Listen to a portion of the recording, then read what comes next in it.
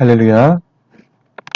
6월 30일 수예배를 하나님께 올려드리겠습니다. 먼저 사도신경으로 우리의 신앙을 고백드리겠습니다. 나는 전능하신 아버지 하나님, 천지의 창조주를 믿습니다. 나는 그의 유일하신 아들, 우리 주 예수 그리스도를 믿습니다. 그는 성령으로 잉태되어 동정녀 마리아에게서 나시고 본디오 빌라도에게 고난을 받아 십자가에 못 박혀 죽으시고 장사한 지 사흘 만에 죽은 자 가운데서 다시 살아나셨으며 하늘에 오르시어 전능하신 아버지 하나님 우편에 앉아 계시다가 거기로부터 살아있는 자와 죽은 자를 심판하러 오십니다. 나는 성령을 믿으며 거룩한 공교회와 성도의 구제와 죄를 용서받는 것과 몸의 부활과 영생을 믿습니다. 아멘. 이 시간 찬양함으로 주님께 나아가시겠습니다.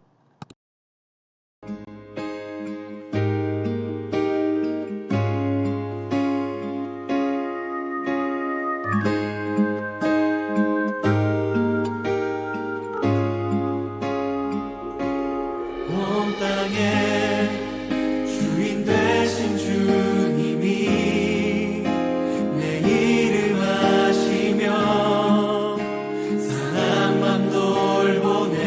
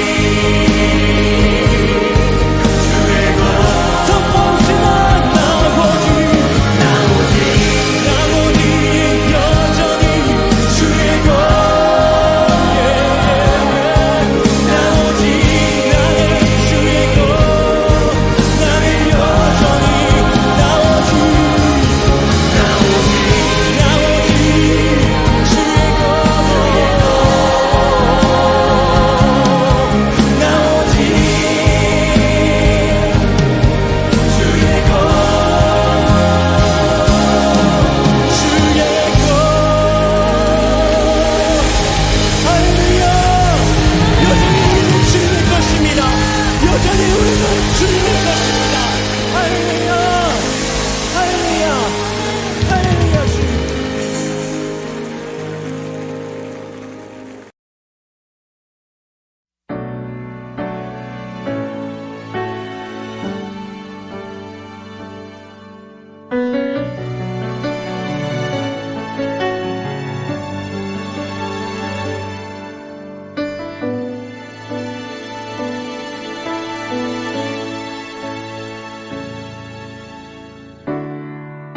주님 손에 맡겨드리리 나의 삶 주님께. 주님 손이 나의 삶 붙드네. 나 주의 것 영원히.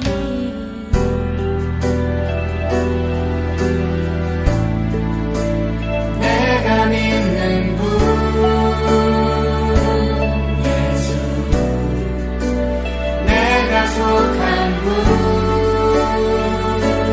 예수, 삶의 이유 되시네, 내 노래 되시네,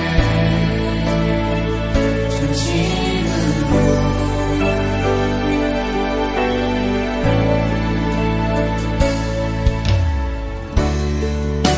주와 함께 걸어가리라. 모든 길은 주 신뢰. 주 뜻 안에 나 살아가리. 주의 약속은 영원해.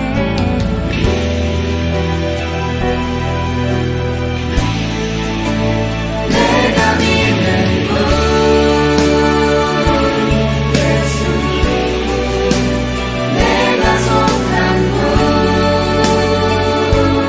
예수, 삶의 이유 되시네, 내 노래 되시네. 내가 믿는 분 예수, 내가 속한 분 예수, 삶의 이유 되시네, 내 노래 되시네,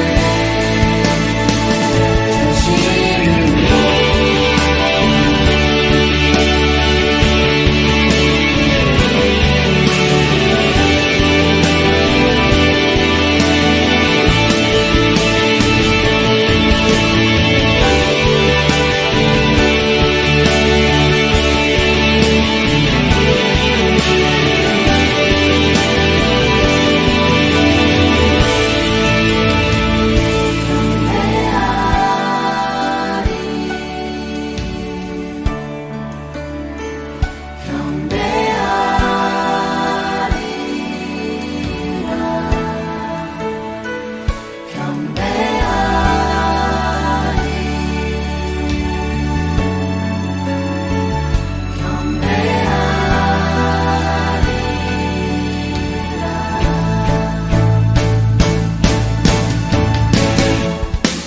내가 믿는 분 예수, 내가 속한 분 예수, 삶의 이유 되시네, 내 노래 되시네. 내가 믿는 분 예수, 내가 속한 분 예수, 삶의 이유 되시네, 내 노래 되시네, 진심으로.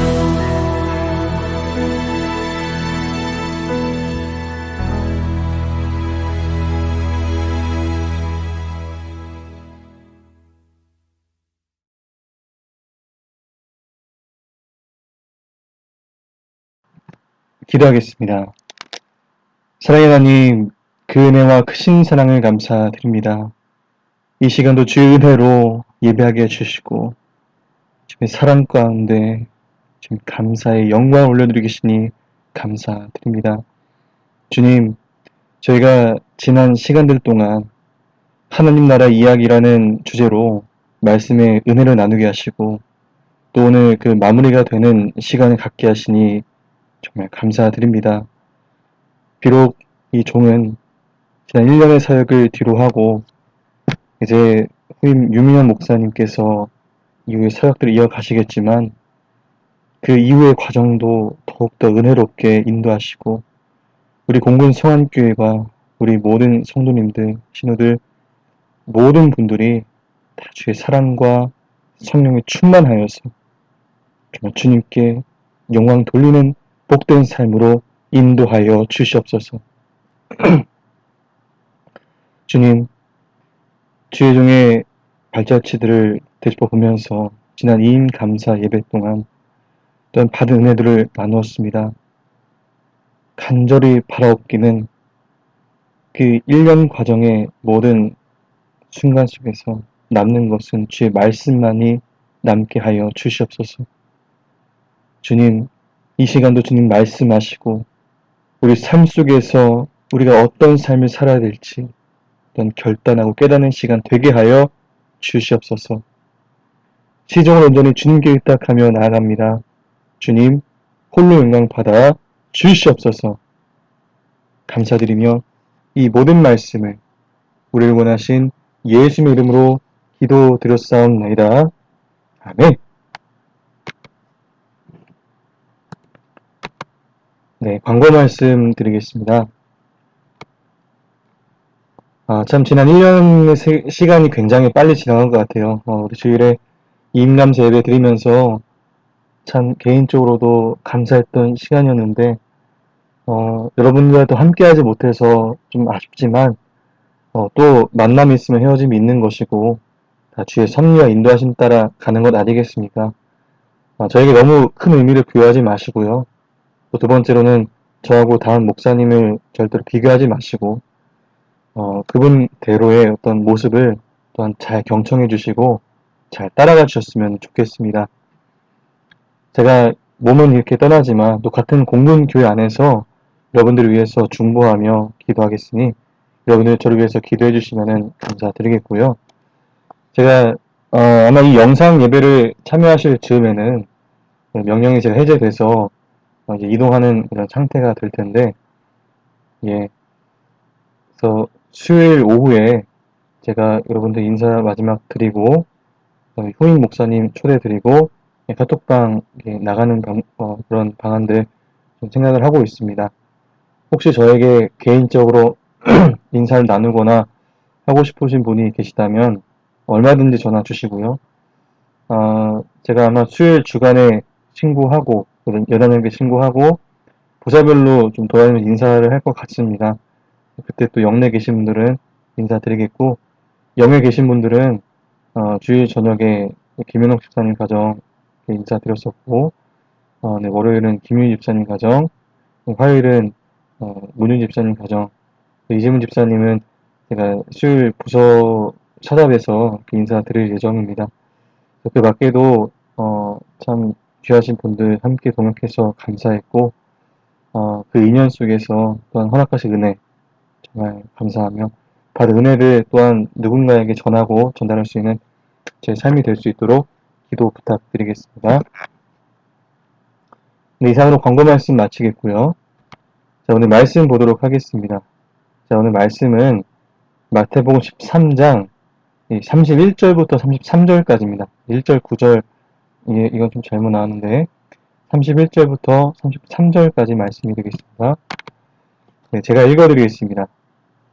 또 비유를 들어 이르시되 천국은 마치 사람이 자기 밭에 갖다 심은 겨자씨 하나 같으니 이는 모든 씨보다 작은 것이로되 자란 후에는 풀보다 커서 나무가 되매 공중의 새들이 와서 그 가지에 깃들을 이느니라. 또 비유로 말씀하시되 천국은 마치 여자가 가루 서만 속에 갖다 넣어 전부 부풀게 한 누룩과 같으니라. 아멘. 하나님 나라의 이야기 네 번째 시간 갖기 전에 잠깐 기도하고 말씀 나누도록 하겠습니다. 사랑하는 하나님 감사드립니다. 이 시간 하나님의 나라 이야기 네 번째 시간을 맞이하면서 감사 은혜를 나누게 하시고 또한 말씀을 깨닫게 하실 그 섭리를 기대하며 나갑니다. 함께 하시고 주관하여 주시옵소서. 감사드리며 이 모든 말씀을 우리를 권하신 예수님 이름으로 기도드렸사옵나이다. 아멘. 할렐루야. 주님께서 이 시간 우리와 함께 하심을 믿으십니까? 주께서 함께 하시고 이 예배를 온전히 주관하실 줄 믿습니다. 네, 오늘 저 여러분 하나님의 나라 이야기 네 번째 마지막 시간인데요. 사실 제가 하나님 나라 이야기를 시작한 이유는 단 한 가지 이유 때문이었습니다. 제가 뭔가 새로운 것을 설명하기 위함도 아니고 우리가 사실 성경을 제대로 해석하기 위해서 이 하나님 나라 이야기를 하는 것인데요. 왜냐하면 이 하나님 나라 이야기를 제대로 모르면 성경을 정확하게 이해할 수 없기 때문에 오직 목적은 하나, 주님께서 말씀하신 그 진짜 의미가 뭔지 제대로 알려면 하나님 나라에 대하여 모르면 안 되겠다라고 생각하여서 시작한 것입니다. 그래서 오늘의 설교의 목적도 결국 하나님 나라의 이야기를 하겠지만 그것을 통해 최종적으로 추구하고자 하는 바는 마태복음 13장이 어떤 의미인지 보기 위해서 이 이야기를 하는 것입니다. 그러기 위해서는 우리가 사전에 하나님 나라에 대한 이해가 필요한데요. 이 도대체 예수님의 그 천국의 비유는 무엇을 설명하는 것인가를 보실 텐데 이 당시 유대인들이 생각했던 하나님 나라의 개념은 이런 것입니다. 우리가 그냥 잘 살고 있어요. 그러다가 어느 날 약속하신 메시아가 이 땅에 오시면 그 순간 어떻게 됩니까? 이 땅의 새 하늘과 새 땅이 바로 펼쳐지면서 모든 악과 모든 심판이 이루어지고 모든 악은 사라지고 어떤 고통과 고난도 없는, 그러니까 말 그대로 정말 유토피아 같은 세상이 펼쳐질 것이라고 생각했던 것입니다. 그렇게 유대인들은 항상 이 메시아가 오기만을 기다렸던 것이죠. 그러니까 메시아가 오면 하루아침에 천지가 개벽되어서 세상이 천국으로 바뀔 것이다. 이것이 유대인들이 생각한 메시아의 개념이었고 하나님 나라에 대한 이해였습니다. 그럼 이때는 초림과 재림은 이해가 사실 개념이 없었죠. 그냥 한 번 오시면 그걸로 끝난다라고 생각했던 것입니다. 그나마 2000년 전 유대인들에 비해서 우리가 나은 것은 그래도 우리가 초림과 재림에 대한 개념을 알고 있다는 것인데요. 그래서 제가 볼 때에 이들보다는 조금 낫지만 그래도 아직 부족한 것들이 있습니다. 그럼 우리는 어떻게 이해하느냐? 예수님께서 이 땅에 오셨다가 부활하셨다. 여기까지는 우리는 이해하고 있습니다. 그럼 이 세상에 언제 하나님의 나라가 오냐? 예수님이 재림하시면 그때 하나님의 통치가 시작되고 새 하늘과 새 땅이 이루어지며 하나님의 다스리심이 시작된다라고 생각하는 것입니다. 그런데 성경이 정말 말하는 예수님이 말씀하시는 하나님 나라에 대한 이해는 무엇일까요? 바로 이것을 예수님이 얘기하고 싶으셨던 것인데요. 하나님이 다스리시는 그 새 하늘과 새 땅과 같은 하나님의 완벽한 통치 세상이 눈으로 아직 드러나지는 않았습니다. 그러나 우리는 오매불망 그 날이 오기만을 기다려야 되는 것이냐? 그렇지가 않다라는 것이죠. 눈에 보이는 새 하늘과 새 땅은 아직 오지 않았지만 예수님께서 이 땅에 오셔서 십자가에서 죽으시고 부활하시고부터 하나님의 다스리심은 보이지 않게 지금부터 시작되었다라는 것입니다. 이때가 되어서야 하나님이 각 사람을 통치하실 것이라고 생각했는데 근데 아직 눈에 보이는 새 하늘과 새 땅은 이루어지지 않았으나 하나님의 다스리심은 예수님의 죽으심부터 이미 시작되었다라는 것입니다. 그러니까 이런 개념이 없었기 때문에 이 사람들은 메시아가 오면 그 순간부터 눈에 보이는 하나님의 세계가 펼쳐지고 이때 하나님의 통치가 완전히 이루어질 것이라고 생각했는데 예수님이 굳이 설명하자면 2단계를 나눠서 설명하신 것입니다. 예, 물론 지금 눈에 보이는 하나님의 나라는 하나님의 세계, 새 하늘과 새 땅은 펼쳐지지 않았다라는 것인데 그렇다고 해서 하나님의 다스리심이 이때야 비로소 시작되는 것은 아니다라는 것이죠. 이미 예수님께서 십자가에서 죽으시고 부활하신 순간부터 하나님이 다스리시는 그 다스림이 이 현실 속에 이미 시작되었다라는 것입니다. 그래서 이것은 눈에 보이는 세상은 아닙니다. 여러분, 지금 우리 눈앞에 살고 있는 세계가 새 하늘과 새 땅이 아니겠습니까? 아니지 않습니까? 똑같은 것이죠. 그런데 하나님의 통치는 눈에 보이지 않게 이미 시작이 되었다라는 것입니다. 그리고 언젠가 주님이 다시 오실 날이 오면 그때는 눈에 보이는 하나님의 나라가 완성이 된다라는 것이죠. 그러다 보니 유대인들에게는 없는 이 개념, 그동안 자신들이 갖고 있던 그 고정관념을 바꿔야 하다 보니까 예수님이 이것을 설명하기 위해서 하셨던 것이 바로 비유였던 것입니다. 그래서 예수님이 마태복음 13장에 천국, 곧 하나님의 나라를 설명하는 모든 핵심은 바로 이것을 설명하라고 하신 것입니다. 핵심이 무엇이냐? 이것이죠. 아직 눈에 보이는 새 하늘과 새 땅은 오지 않았지만 그러나 이미 하나님의 개개인의 다스림은 시작되었다. 여기서만 시작될 줄 알았지만 이미 하나님이 개개인을 통치하는 이 하나님의 다스리심을 우리는 벌써부터 누릴 수 있게 되었다라는 것을 많은 신학자들이 아주 어렵게 설명을 하는데요. 이미와 아직, 그러니까 이 눈에 보이는 새 하늘과 새 땅은 오지 않았다라는 말에서 그러니까 이미와 아직이라는 말로 설명합니다.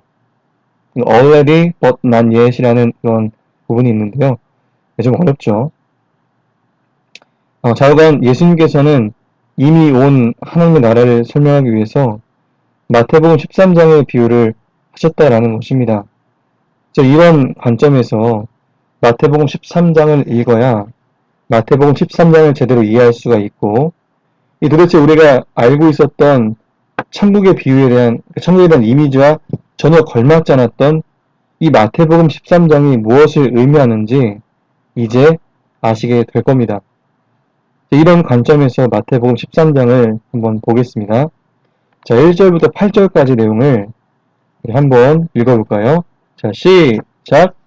그날에 예수께서 집에서 나가사 바닷가에 앉으심에 큰 무리가 그에게로 모여들거늘 예수께서 배에 올라가 앉으시고 곧 온 무리는 해변에 서 있더니 예수께서 비유로 여러 가지를 그들에게 말씀하여 이르시되 씨를 뿌리는 자가 뿌리러 나가서 뿌릴새 더러는 길가에 떨어지매 새들이 와서 먹어버렸고 더러는 흙이 얕은 돌밭에 떨어지매 흙이 깊지 아니하므로 곧 싹이 나오나 해가 돋은 후에 타서 뿌리가 없으므로 말랐고 더러는 가시떨기 위에 떨어지매 가시가 자라서 기운을 막았고 더러는 좋은 땅에 떨어지매 어떤 것은 100배, 어떤 것은 60배, 어떤 것은 30배의 결실을 하였느니라. 아멘. 이게 예수님이 말씀하신 하나님 나라의 비유라는 것인데요. 예수님께서 하나님 나라의 비유를 하실 때에 가장 많이 쓰신 것은 바로 이 밭에 뿌려진 씨라는 내용입니다. 만약 하나님의 나라가 유대인들이 알고 있던 갑자기 메시아가 임함으로 펼쳐지는 세계라면 씨 뿌리는 비유를 하실 필요가 없으시죠. 그냥 번개 이야기를 하시면 됩니다. 그날이 도적과 같이 온다, 이런 것에 가깝다라는 것이죠. 그런데 예수님께서 하신 이 비유는 씨를 뿌리는 비유인데요. 이것이 무엇을 의미하겠습니까? 그렇죠. 아직 하나님의 나라, 새 하늘과 새 땅은 우리 눈앞에 펼쳐지진 않았어요. 그것은 주님이 다시 오실 때 이루어지는 것이겠죠. 그러나 이미 우리는 이 땅에서 하나님의 통치를 받을 수 있게 되었습니다. 어떻게요? 그래서 예수님이 주시는 이 말씀을 받아들이기 시작할 때에 우리는 그때 새 하늘과 새 땅이 우리 눈에 보이게 이 가시적인 현실로 오지는 않았음에도 불구하고 하나님의 통치를 받을 수 있다라는 것입니다. 그래서 예수님의 말씀을 받아들이는 자는 이미 임한 하나님의 나라를 이 땅에서부터 경험할 수 있다라는 것이죠. 그게 30배, 60배, 100배의 결실에 대한 이야기입니다. 그래서 우리가 계속 해볼 텐데요. 제가 더 비유를 드리기 전에 한 가지 이야기할 것은 유대인들이 왜 예수님을 메시아로 어떤 사람은 인정을 하고 또 어떤 사람은 인정하지 않느냐. 자, 이런 문제가 있었는데 바로 이것 때문이었습니다. 그러니까 유대인들에게 있어서 메시아가 오시게 되면 그 순간 모든 병자가 살아나야, 그러니까 모든 병자가 이제 다 고침을 받고 사라져야 합니다. 그러니까 우리가 천국에 가면 아픈 사람이 없는 것을 생각하는 것과 똑같은 이치인데요. 그리고 그 순간부터 뭐가 없어져야 하느냐? 그렇죠. 바로 죽음이 없어져야 합니다. 그리고 사탄, 모든 악이 사라져야 하죠. 근데 예수님이 메시아라고 하셨음에도 불구하고 자신이 메시아임에도 불구하고 여전히 죽음이 있습니다. 그리고 여전히 악한 사람들이 판을 치고 있어요. 아니, 최후의 심판자가 이 땅에 왔는데 여전히 악한 사람들이 이 땅에서 판을 치고 있으니 그들의 개념으로 예수님은 메시아가 아니었던 것입니다. 그런데 또 무조건 아니라고 말할 수 없는 사건들이 일어나죠. 병자가 고침을 받고 눈먼 자가 눈을 뜨며 그 메시아가 오실 때 일어난다고 했던 그 현상들이 또 실제로 한편으로는 일어나고 있는 것입니다. 괜히 세례 요한도 사실 헷갈렸던 것이죠. 자기가 알기로는 메시아가 오시면 하늘의 군대로 인해서 로마가 정복되고 눈에 보이는 현실 세계가 새 하늘과 새 땅으로 바뀔 것이라고 생각했는데, 그리고 그것을 이루실 분이 예수님이라고 생각했는데, 예수님이 이 땅에 오셔도 천지개벽이 일어나지 않으니 이 마지막에 세례 요한이 고민이 되었던 것이죠. 이 내용이 성경 안에 고스란히 다 들어 있습니다. 그때 예수님께서 세례 요한에게 이렇게 전하라고 하시죠. 갇힌 자가 풀어지고 눈먼 자가 보게 되며 앉은 뱅이가 일어나는. 그래서 결론적으로 유대인들은 어떤 생각을 하게 되느냐? 이것은 하나님의 나라가 온 것도 아니고 자기들 볼 때 그렇다고 아예 안 온 것도 아니고 굉장히 애매한 것입니다. 제가 뭐라고 했죠? 메시아가 오시면 그 순간 새 하늘과 새 땅이 이루어질 것이라고 생각했다라는 것이죠. 거기에는 뭐가 없다고 했습니까? 맞습니다. 죽음이 없다고 했죠. 마태복음 27장 59절부터 53절을 보시면 예수께서 다시 크게 소리 지르시고 영혼이 떠나가시느니라. 이에 성소기장이 위로부터 아래까지 찢어져 둘이 되고 땅이 진동하며 바위가 터지고 무덤들이 열리며 자던 성도의 몸이 많이 일어나되 예수의 부활 후에 그들이 무덤에서 나와서 거룩한 성에 들어가 마른 사람에게 보이니라. 아멘.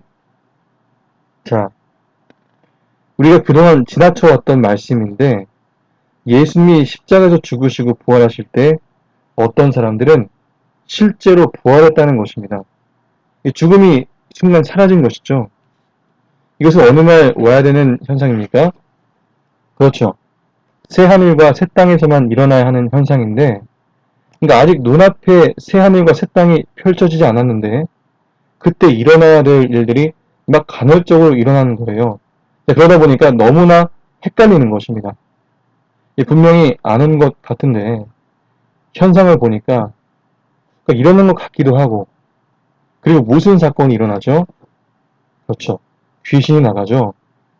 원래 새 하늘과 새 땅이 임했을 때에 일어나야 될 사건이라는 것이죠. 그런데 새 하늘과 새 땅은 오지 않았는데 귀신이 나갔다? 그래서 유대인들이 저것은 하나님이 하시는 짓이 아니라 귀신이 하는 짓이다 라고 얘기했던 것입니다. 그러니까 아직 새 하늘과 새 땅이 오지 않았는데 귀신이 나가는 것은 말이 안 되는 일이라는 것이죠. 그것은 새 하늘과 새 땅, 하나님의 나라가 이 땅에 임할 때나 이루어지는 근데 그런 이해를 유대인들이 갖고 있었다라는 것입니다. 그래서 예수님이 제자들에게 그렇게 설명하는 것이죠. 그래, 새 하늘과 새 땅, 눈에 보이는 완전한 하나님의 통치가 이루어지는 그 새 하늘과 새 땅이 오자는 것이 맞고 그것은 나의 재림 때 오는 것이지만 그렇다고 지금 아무것도 아니냐? 또 그것도 아니다. 예수님의 십자가 죽으심과 부활로 이 보이지 않게 각 사람에게 하나님의 영이 임하여 하나님이 그 사람을 사탄으로부터 해방시키시고 하나님이 그 사람을 다스리는 이 나라의 역사가 이미 시작이 되었다. 그래서 예수님께서 그렇게 선언하신 것입니다. 때가 찼고 하나님 나라가 가까이 왔다.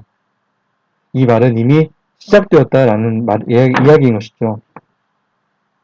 그러니까 계속해서 이런 관점에서 이 마태복음 13장은 메시아가 재림해야 새 하늘과 새 땅이 시작될 것이라고 믿었던 이 유대인들에게 초림과 재림 사이에 하나님 나라가 이미 시작되었다라는 것을 이해시키고자 말씀하신 비유다라는 것입니다.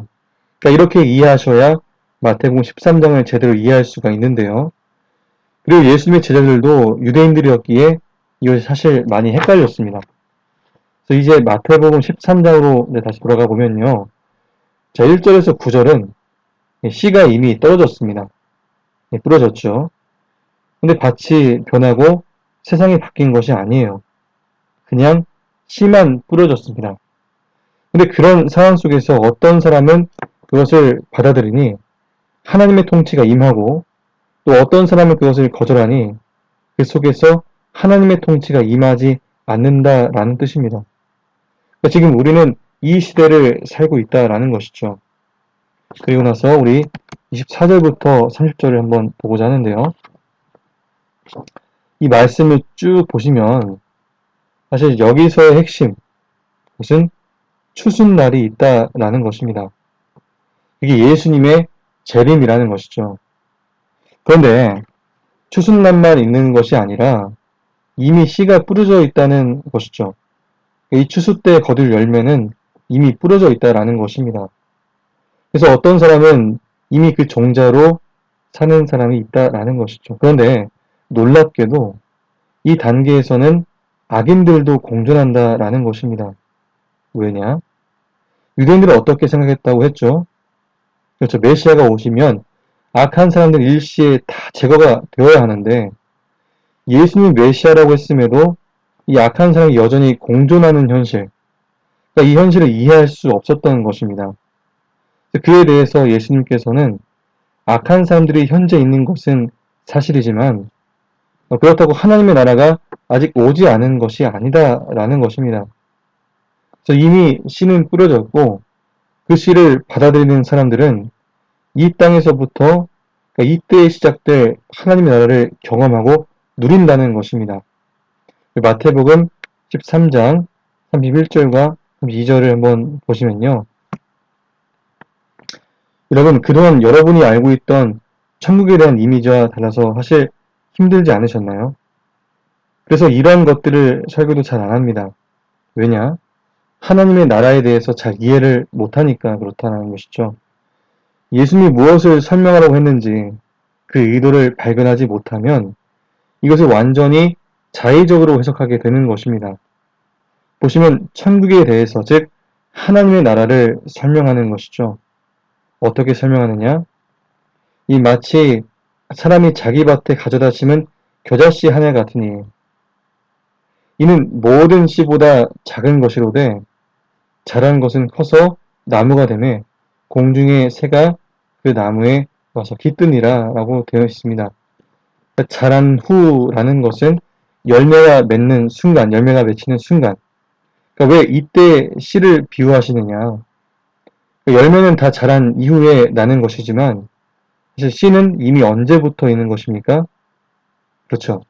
이미 하나님의 나라는 이 겨자씨 같다라는 말은 어떤 확장성을 말한다기보다 눈에 보이지 않음을 말하는 것입니다.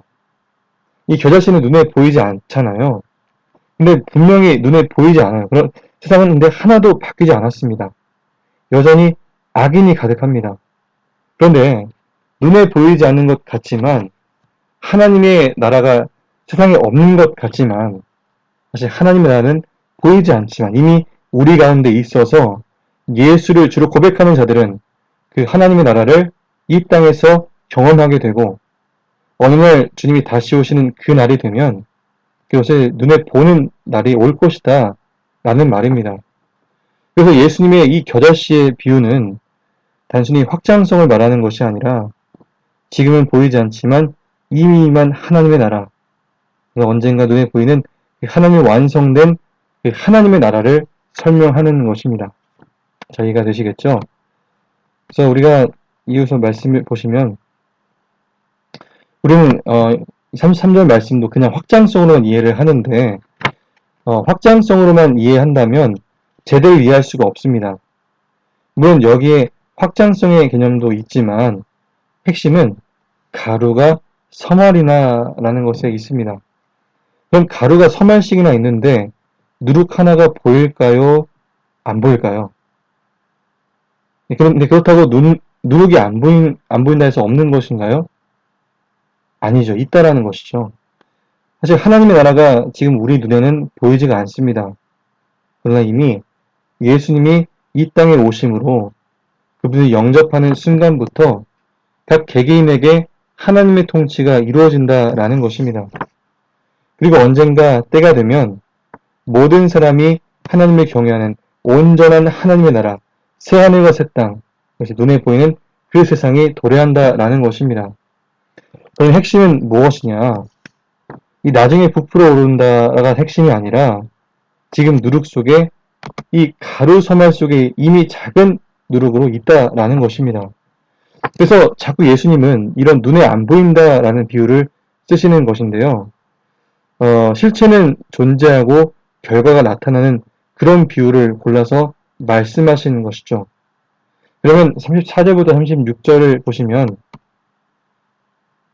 이미 시작한 하나님의 나라 안에도 여전히 악인과 선인이 공존하며 산다. 그러나 너희가 그렇다고 해서 하나님의 나라가 안 온 것이 아니니 너희는 악인처럼 살지 말고 이 세상에서 반드시 올 하나님의 나라 백성으로 살고 있으라는 것입니다. 이게 핵심인 것이죠. 그래서 이 세상은 어떤 세상이냐? 새 하늘과 새 땅에 살아갈 백성들이 사는 세상이기도 하고 여전히 사탄의 종이 되어 사는 사람들이 이 공존하는 중첩의 시대이기도 합니다. 그러나 이 세상은 반드시 망하고 이 세상이 반드시 올 것이기 때문에 너희는 이 세상에 속하지 말고 이 시대의 백성으로 이미 살고 있어라.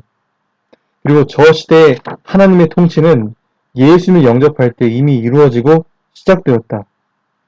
그래서 여러분, 원래 우리가 하나님이 주신 기쁨, 사랑의 충만, 예수님의 성령의 충만함으로 경험하는 것들이 있잖아요. 그렇죠? 담대함, 용기, 근심의 사라짐. 그러니까 이런 것들이 원래는 새 하늘과 새 땅이 임해야 이루어져야 되는 것이라는 말이죠. 자, 그런데 우리는 이미 시작된 예수님의 통치를 통해서 그것을 이 땅에서부터 경험하게 되는 것입니다. 그래서 신학자들이 이것을 누린다라고 얘기를 하는데요. 사실 우리가 자율주행 시대는 아직 오지 않았죠. 제가 볼 때는 사실 그렇게 멀지 않은 미래에 올 것 같아요. 그런데 거기에 관련자들이 있어서 놀랍게도 그 2030년부터 시작될 이 자율주행의 차를 우리가 먼저 인상으로 부여받은 것입니다. 그래서 아직 자율주행 시대는 도래하지 않았지만 우리는 이미 지금부터 자율주행 시대를 누리기 시작한 것이죠. 그래서 우리가 이 땅에서 예수님을 믿고 하나님의 통치를 받는 것을 천국을 미리 맛보는 것이라고 하는 것이 이제 그런 의미입니다. 이 다시 본론으로 돌아가서 마태복음 13장을 한번 보겠습니다. 44절부터 45절까지 말씀입니다. 자, 여기서도 예수님께서는 하나님의 나라를 왜 이렇게 설명하셨을까요? 여기서의 핵심은 뭘까요? 밭에 감추었다. 그러니까 이내 눈에 안 보인다라는 것이죠. 그러나 아직 내 눈앞에 하나님이 다스리시는 그 유토피아 천국이 실현되지 않았다고 해서 하나님의 다스림이 없다고 말하지 말라는 것입니다. 이미 시작된 하나님의 나라는 눈에 보이지는 않지만 그 말씀을 통해서 예수님을 영접하여 하나님의 통치를 이 땅에서 받는 그 삶은 모든 것을 다 팔아도 살만한 인생이니 너희가 그런 삶을 살아라 라는 것입니다. 그래서 눈에 보이지 않는다고 무시하지 말고 없다라고 하지도 말고 눈에 보이지 않는다고 아직 이루어지지 않았다라고 말하지 말고 눈에 보이지 않지만 이미 시작된 하나님의 다스리심을 받고 그 삶이 얼마나 값진 것인지를 깨달아라. 이 모든 것을 걸만하다. 이런 이야기를 지금 하고 계시는 겁니다. 47절을 보시면 47절은 또 어떤 비유를 하죠? 그렇죠. 이 그물 비유를 하시는데 왜 예수님께서 천국을 하필이면 그물로 비유를 하셨을까? 우리는 그물 하면은 사람 낚는 어부니까 뭐 전도해라 뭐 이렇게만 생각한다는 것이죠. 근데 아니에요. 그물은 물고기들에게 보이는 것입니까? 안 보이는 것입니까? 그렇죠? 안 보이는 것입니다. 근데 이미 물 밑에 있어요. 그러다 어느 날이 되면 그 그물이 수면 위로 드러나는 것이죠. 그래서 이 얘기를 하는 것입니다. 이 그물이 수면 위에 드러나는 날은 새 하늘과 새 땅이 임하는 날인데 예수님께서 오셔서 모든 것을 심판하시는 세상. 근데 이때 주님이 그물을 던지시는 것이 아니라 이미 그물은 밑에 있다라는 것이죠. 그래서 우리는 하나님 나라 백성대로 살고 하나님의 다스림과 통치는 이미 시작되었다라는 것입니다. 그래서 여러분, 분명히 성경은 눈에 보이는 새 하늘과 새 땅은 아직 안 일어났는데 이상하게 안진병이 일어나고 병이 고침받고 귀신이 나간다라는 말이죠. 자, 이것 자체가 뭘 처음부터 설명을 했던 것이냐? 바로 온전한 새 하늘과 새 땅이 아직 오지는 않았으나 하나님의 다스리심은 각 개별적인 역사로 이미 시작이 되었다라는 것입니다. 도대체 어떻게 사탄의 자녀가 된 우리가 이 사탄의 나라에서 사탄의 아비로 자녀로 태어난 이 백성이 도대체 이 예수님의 백성이 어떻게 될 수 있느냐라는 것이죠. 사실 그게 원래는 불가능했습니다. 그런데 이 과정을 설명하는 것이 바로 예수님의 대속이라는 것이죠. 그 예수님의 대속을 통해 우리가 사탄의 백성으로부터 해방되어서 이제 이미 시작된 하나님의 통치를 받는 하나님의 백성이 될 수 있게 되었다라는 것입니다.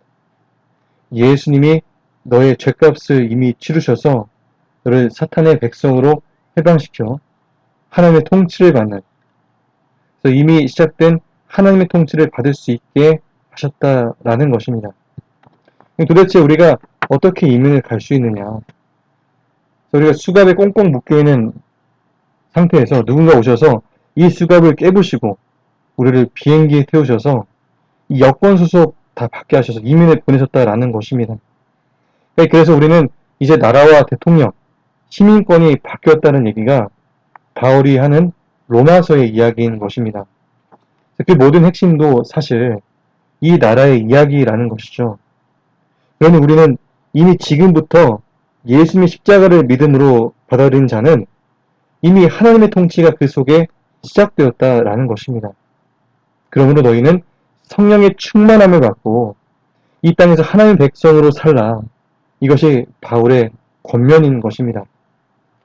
우리의 시민권은 사탄의 나라에 있지 않고 하나님의 나라에 있다. 다 같은 얘기라는 것이죠. 여러분, 이제 마가복음 4장 26절과 26절, 9절까지 말씀해 보시고 마무리 하겠는데요. 제 말씀을 보시면 어떤 겁니까? 언젠가 추수의 때가 올 것이다 라는 것이죠. 이 때가 되면 우리는 눈앞에 보이는 하나님의 나라가 실현될 것입니다. 그러나 비로소 그때에 하나님의 다스리심이 비로소 시작되느냐? 그렇지 않다라는 것이에요. 이미 씨가 땅에 심겨져 자라고 있다라는 것인데요. 하나님의 나라가, 하나님의 통치가 이미 시작되었다는 것이죠. 그러니까 이 무슨 말입니까?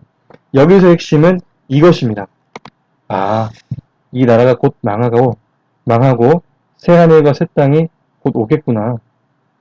그러니까 예고편이 시작되는 것이죠. 이 카운트다운이 시작되는 것입니다.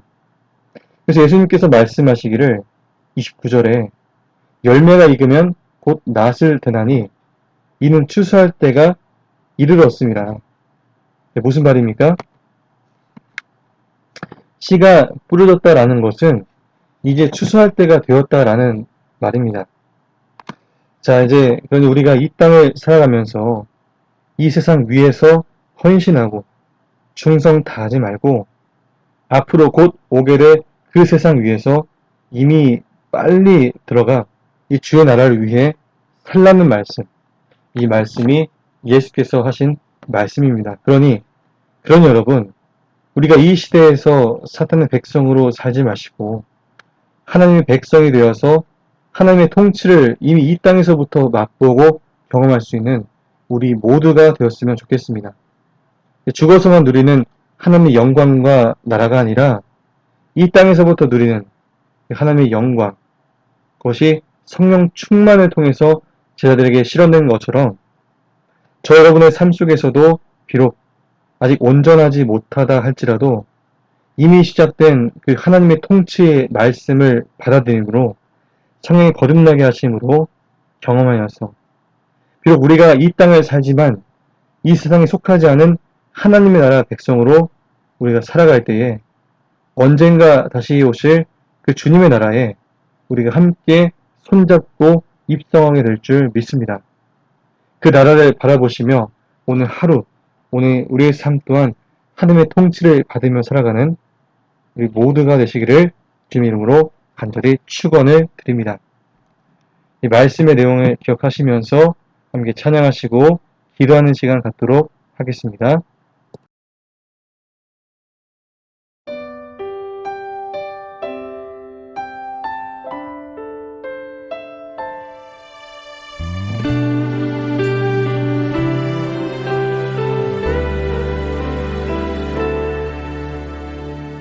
이 땅의 내 삶이 비록 버겁더라도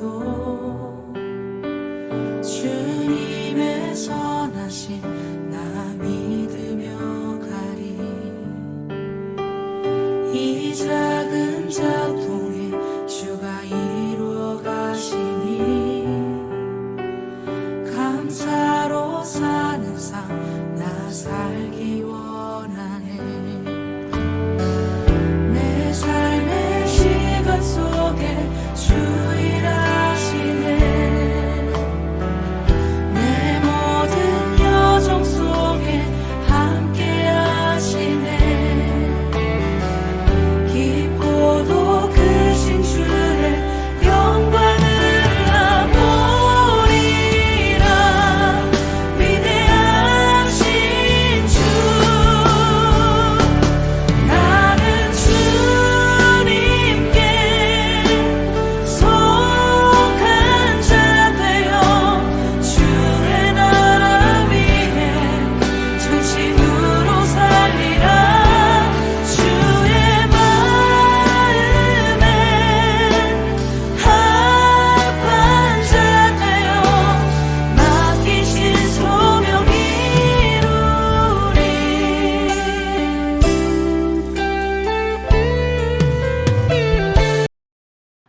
이 시간 함께 기도하겠습니다. 이 땅의 내 삶이 이 땅의 내 삶이 비록 버겁더라도 주님의 선하심 나 믿으며 가리. 이 작은 자통에 주가 이루어 가시니 감사로 사